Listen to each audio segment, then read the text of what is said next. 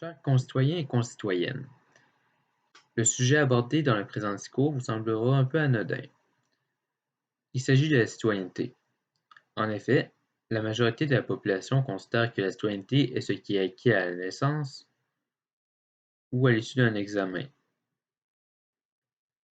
Cependant, avec le temps, avec ce que nous avions considéré comme étant acquis, nous avons oublié le symbole terré derrière la citoyenneté. Un des problèmes avec ce que nous considérons comme étant acquis est que nous oublions ce que cela vaut dès qu'on l'obtient. Nous ne pouvons pas considérer que la citoyenneté n'est qu'un bout de papier qu'on acquiert à la naissance ou par le biais de l'immigration. Mais encore, la citoyenneté est tout autre chose.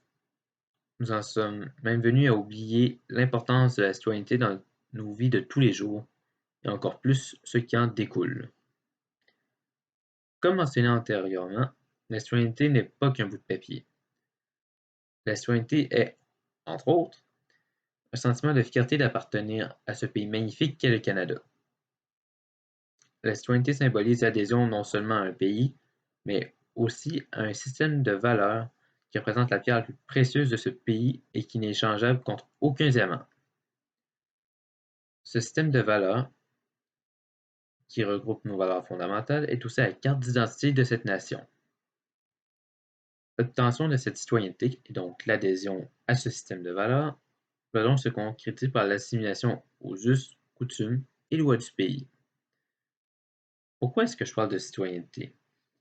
Eh bien parce que beaucoup de politiciens de gauche et de centre-gauche ont cru et ont voulu faire croire que la religion ou l'ethnicité est plus importante que la citoyenneté. Sachez que lorsque vous obtenez la citoyenneté, celle-ci prime et donc est prioritaire sur toutes vos obligations religieuses.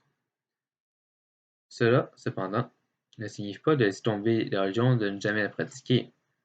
Cela veut tout simplement signifier que la loi du pays passe devant la loi religieuse.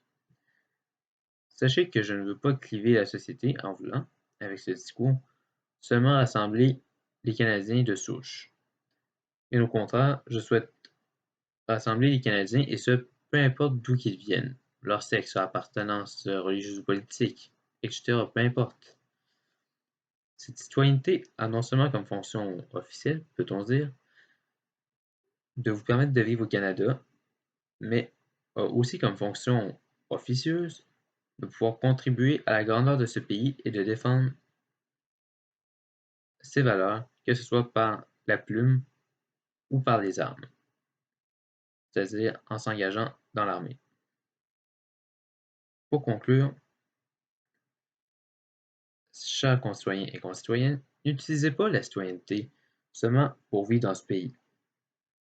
Utilisez-la surtout comme un moyen de fierté pour que vous disiez à vous-même: je suis Canadien et je participe à un projet commun. Merci de votre écoute.